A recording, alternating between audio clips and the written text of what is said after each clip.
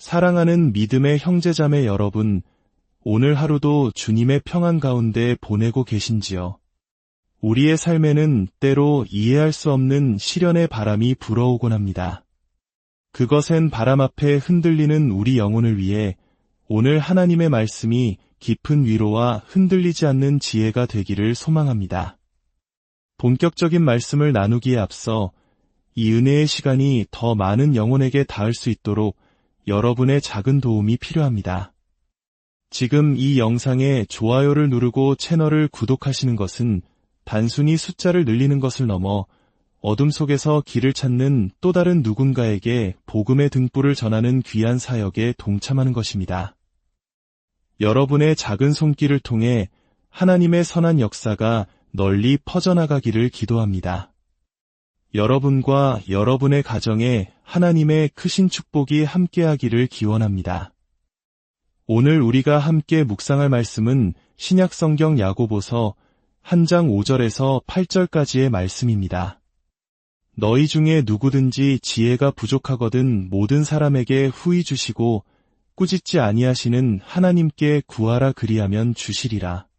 오직 믿음으로 구하고 조금도 의심하지 말라. 의심하는 자는 마치 바람에 밀려 요동하는 바다 물결 같으니 이런 사람은 무엇이든지 주께 얻기를 생각하지 말라. 두 마음을 품어 모든 일에 정함이 없는 자로다. 아멘. 이것은 살아계신 하나님의 말씀입니다. 야고보서의 첫 부분은 우리가 인생에서 마주하는 시련과 고난, 그리고 고통을 어떻게 다루어야 하는지에 대한 깊은 통찰을 제공합니다. 사실 한 장 전체, 특히 1절부터 12절까지가 모두 이 주제를 다루고 있습니다. 야고보는 우리에게 닥치는 여러 가지 시험을 만날 때 그것을 온전히 기쁘게 여기라고 말합니다. 왜냐하면 그 시련이 우리의 인내를 만들어내고 결국 우리를 온전하고 성숙한 사람으로 빚어가기 때문입니다. 그런데 오늘 우리가 읽은 5절에서 8절 말씀을 자세히 들여다보면 고난이나 시련이라는 단어가 직접적으로 등장하지 않습니다.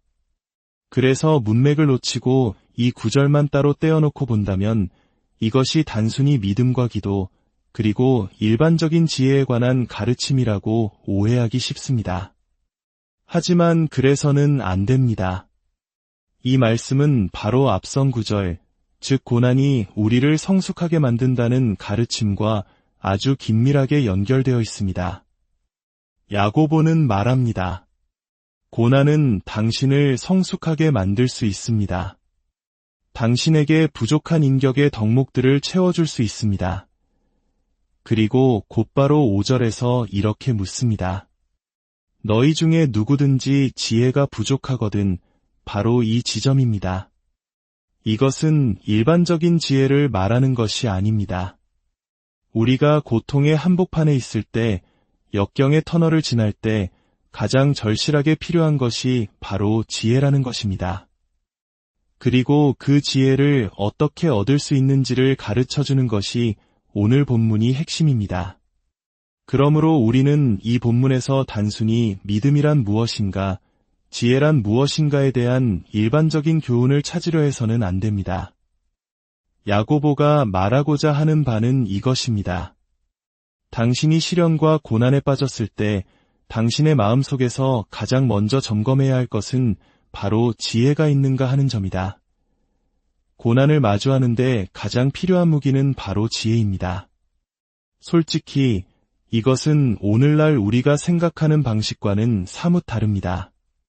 영국의 위대한 작가 C.S. 루이스는 이런 말을 남겼습니다. 옛 사람들에게 인생의 가장 근본적인 문제는 어떻게 영혼을 객관적인 현실에 맞출 것인가였고 그 해답은 지혜와 수양, 그리고 덕목이었다. 그러나 현대인에게 근본적인 문제는 어떻게 현실을 우리의 소망에 굴복시킬 것인가이며 그 해답은 기술이다. 이 말 속에는 정말 엄청난 통찰이 담겨 있습니다. 과거의 모든 문화권에서 삶의 가장 큰 질문은 있는 그대로의 현실에 내 영혼을 어떻게 조화시킬 것인가? 였습니다. 이것이 바로 지혜입니다. 반면 오늘날의 질문은 내 소망에 맞게 현실을 어떻게 바꿀 것인가 가 되었습니다. 그리고 그 해답은 항상 어떤 방법론, 기술, 심지어는 약 하나의 혹은 7가지 성공 비법과 같은 자기계발서가 되었습니다. 야고보는 바로 C.S. 루이스가 지적한 그의 지혜의 길을 우리에게 보여주고 있습니다. 사랑하는 사람을 잃은 슬픔, 이혼의 아픔, 예기치 않은 질병과 같은 고통이 닥쳐올 때 서점에 꽂힌 책들은 대부분 상황을 바꾸는 법, 마음을 다스리는 기술을 이야기합니다. 하지만 성경은 다릅니다. 현실에 맞추어 우리의 마음을 변화시키는 것, 그것이 바로 지혜라고 말합니다. 그렇다면 왜 고난 속에서 지혜가 가장 중요할까요? 그리고 그 지혜는 어떻게 얻을 수 있을까요? 오늘 이 2가지 질문에 대해 함께 답을 찾아가 보겠습니다. 첫째, 왜 우리는 시련 속에서 지혜를 필요로 하는가? 조심스럽게 말씀드려야 할 부분이 있습니다. 고통스러운 사건들이 우리에게 닥칩니다. 하지만 고통을 정말 고통스럽게 만들고 문제를 정말 문제처럼 만드는 것은 상당 부분 그 사건 자체가 아니라 그 사건에 대해 우리가 스스로에게 하는 이야기, 즉 우리가 그 사건을 어떻게 해석하고 받아들이는지에 달려 있습니다. 어떤 작가가 든 비유가 있습니다. 백일호실이 있습니다. 오늘 막 결혼한 신혼부부를 그 방으로 안내합니다. 그들의 생애 가장 행복한 첫날 밤입니다. 이 방에서 머무시겠어요. 문을 열고 들어선 부부는 방을 둘러보더니 얼굴을 찌푸리며 말합니다. 이게 뭐예요? 엉망이잖아요. 다른 방 주세요. 몇 분 후 그 부부가 떠난 자리에 다른 한 남자를 데려옵니다. 그는 어떤 죄로 유죄 판결을 받고 감옥에 수감될 예정이었습니다.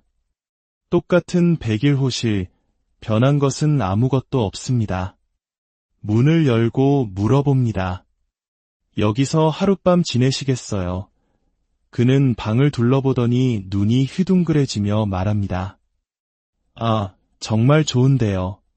보십시오.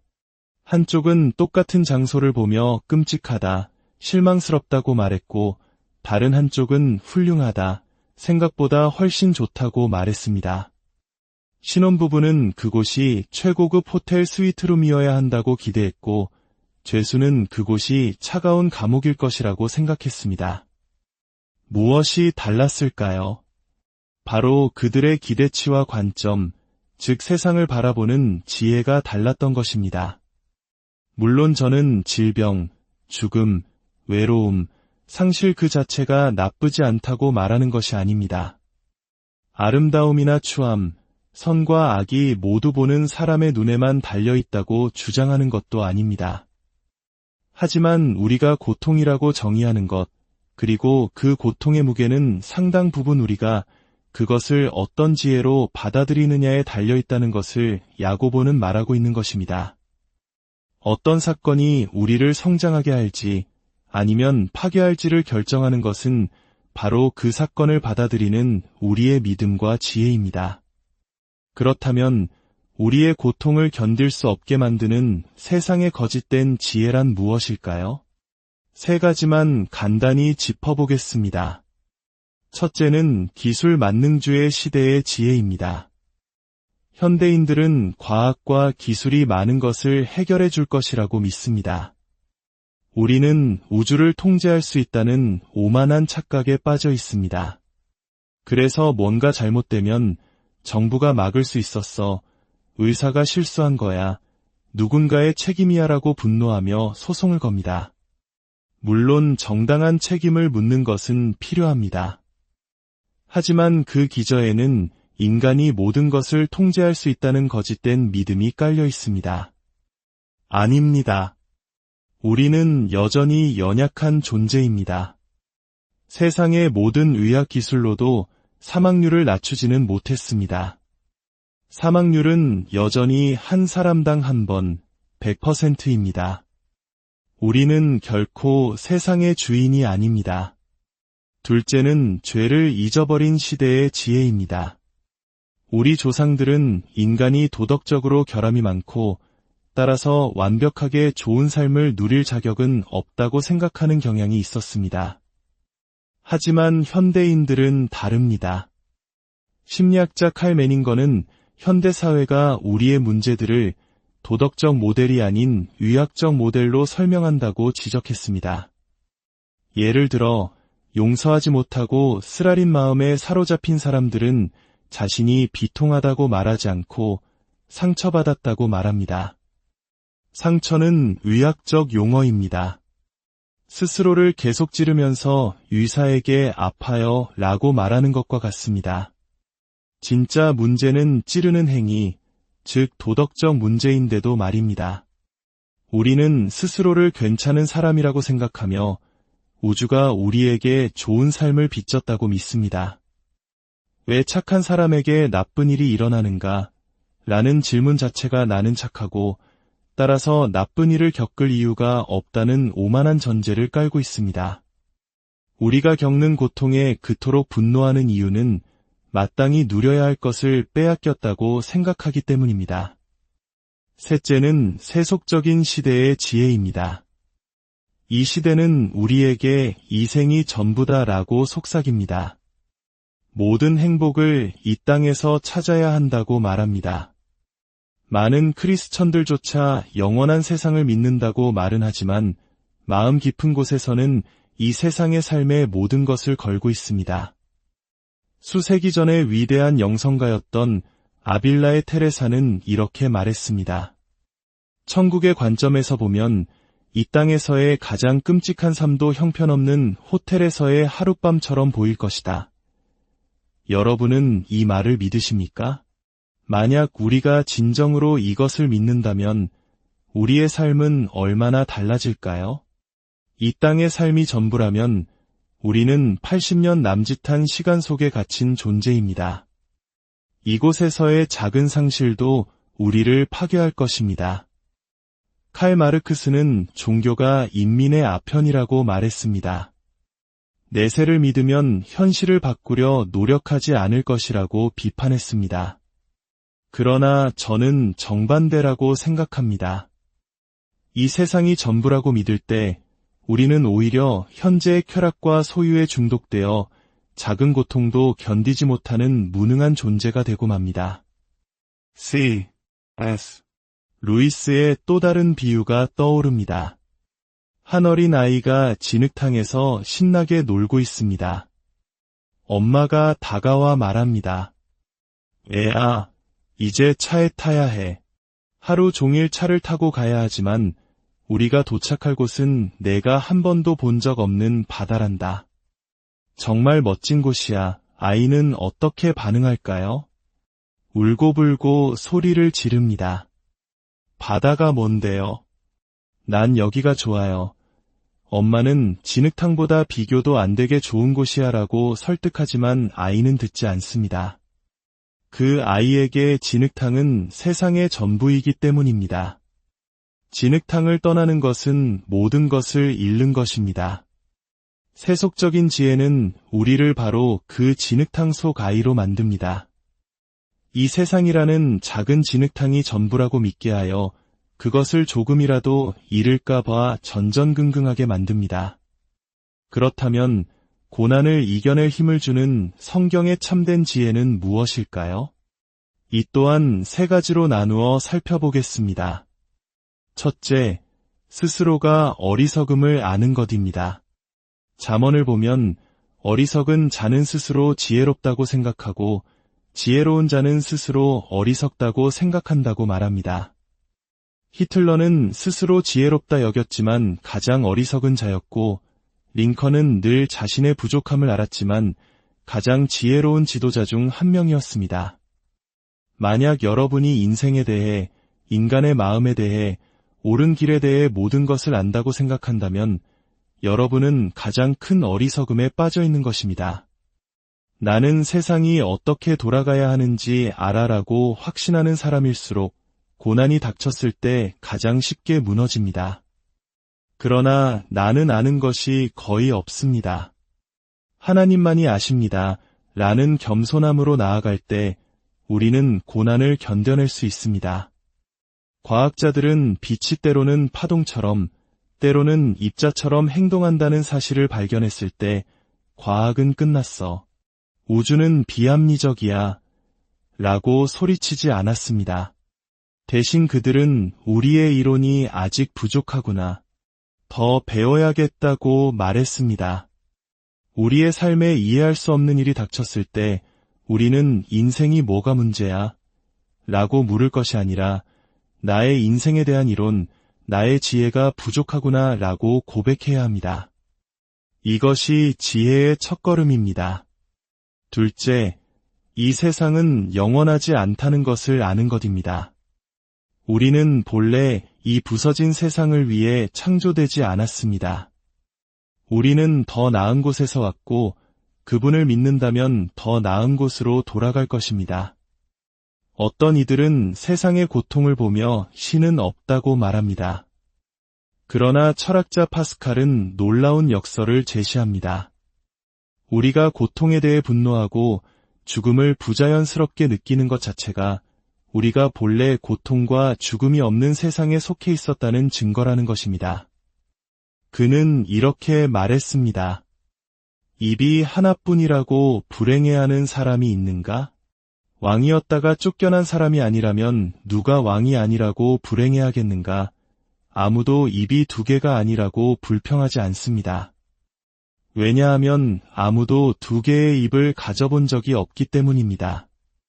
만약 이 부서진 세상이 전부였다면 우리는 죽음과 고통에 대해 아무런 문제의식도 느끼지 못했을 것입니다. 동물들처럼 그냥 자연스러운 현상으로 받아들였을 것입니다. 그러나 우리 마음 깊은 곳에서 이것은 아니야 라고 외치는 소리가 들립니다. 그 외침은 우리가 잃어버린 고향, 즉 하나님 나라에 대한 희미한 기억입니다. 따라서 고통은 신의 부재를 증명하는 것이 아니라 오히려 우리가 돌아갈 본향이 있음을 암시하는 역설적인 증거입니다. 셋째, 그리고 가장 중요한 것은 예수 그리스도의 십자가를 아는 것입니다.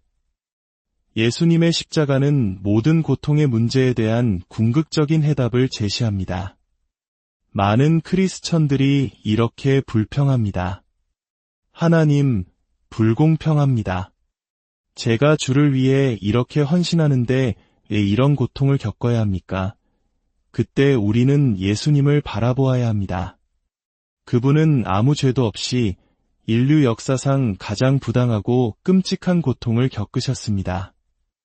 그런데 우리가 어찌 그분보다 더 나은 대우를 기대할 수 있겠습니까? 우리는 종종 예수님이 고난받으신 이유는 알아요. 인류 구원을 위해서였죠. 라고 말합니다. 바로 그 순간 우리는 문제의 핵심을 깨닫게 됩니다. 우리에게 부족한 것은 고난 자체가 아니라 그 고난의 의미를 이해할 지혜입니다. 하나님께서는 예수 그리스도의 십자가라는 단 하나의 사건을 통해 모든 고난의 의미를 설명해 주셨습니다. 예수님은 우리에게 말씀하십니다. 나는 아버지께 순종하며 나의 자리를 지켰고 그 순종의 고난을 통해 너희를 위한 구원이 흘러나왔다. 이제 내가 너를 위해 고난받았으니 너도 나를 위해 이 고난을 견뎌다오. 그저 내 자리를 지키기만 하면 된다. 기도하던 자는 계속 기도하고 말씀을 읽던 자는 계속 말씀을 읽고 친절을 베풀던 자는 계속 친절을 베풀어라. 내가 그랬던 것처럼 내 자리를 굳건히 지켜라. 그러면 너는 구속의 역사가 너의 삶 속에서 어떻게 일어나는지 보게 될 것이다. 너는 더 겸손해지고 더 자비로워지고 더 신실해질 것이다. 예수님의 이야기는 곧 우리의 이야기가 됩니다. 오늘 본문은 두 마음을 품지 말라 즉 한 마음이 되라고 말합니다. 이것은 인내와 같은 말입니다. 오직 하나님 한 분께만 충성하겠다는 결단입니다. 그리고 그렇게 한 마음으로 하나님께 지혜를 구할 때 성경은 지혜가 올 수도 있다고 말하지 않습니다. 주시리라, 반드시 온다고 약속합니다. 현대의 아동 심리학자들은 아이들이 저마다 다른 기질을 갖고 태어난다고 말합니다. 예를 들어, 불안한 기질의 아이는 위협이 닥치면 도망가고, 공격적인 기질의 아이는 위협을 향해 돌진합니다. 이 아이들은 본능적으로 한 가지 방식으로만 반응하기에 지혜롭지 못합니다. 도망가야 할 때 돌진하는 공격적인 아이나 맞서야 할 때 도망가는 불안한 아이는 위험에 처하게 됩니다. 그래서 현명한 부모는 아이들을 그들의 안전지대 밖으로 밀어냅니다. 불안한 아이에게는 용기를 내어 앞으로 나아가도록 격려하고, 공격적인 아이에게는 한 발 물러서는 법을 가르칩니다. 불편한 상황을 통해 다양한 대응 방식을 배우게 하여 진정으로 지혜로운 사람으로 성장시키는 것입니다. 예수 그리스도께는 특정한 기질이 없으셨습니다. 그분은 불안하지도 공격적이지도 않으셨습니다. 그분은 그저 지혜로우셨습니다. 항상 마땅히 해야 할 일을 하셨고, 말해야 할 때 말하고 침묵해야 할 때 침묵하셨습니다. 그분 안에는 지혜와 지식의 모든 보화가 감추어져 있습니다. 그리고 그 지혜로운 분께서 고난을 당하셨습니다. 그리고 이제 그 고난을 통해 우리를 당신처럼 지혜로운 자로 빚어가십니다. 하나님은 지금 당신을 당신의 안전지대 밖으로 이끌고 계실지 모릅니다. 그저 당신의 자리를 지키십시오. 한 마음을 품으십시오. 떠나지 마십시오. 그러면 약속하신 지혜가 반드시 임할 것입니다. 함께 기도하겠습니다. 하늘에 계신 우리 아버지, 이로부터 오는 지혜를 우리에게 허락하여 주옵소서. 이제 우리는 그 지혜가 단순히 의심 없이 구하는 것을 넘어 주님께 순종하며 그 약속이 이루어질 것을 믿고 나아가는 것임을 깨닫습니다. 당신의 말씀 속에 담긴 진리들을 삶에 적용하여 고난을 성숙으로 바꾸는 지혜를 얻게 하옵소서. 지금 이 순간에도 삶의 무거운 짐 아래서 힘겨워하는 많은 영혼들이 있습니다. 우리의 어리석음이 우리의 고통을 얼마나 더 가중시키고 있는지 깨닫게 하시고, 당신의 아들 예수 그리스도를 닮아가는 참된 지혜를 구하고 얻게 하여 주옵소서. 우리 주 예수 그리스도의 이름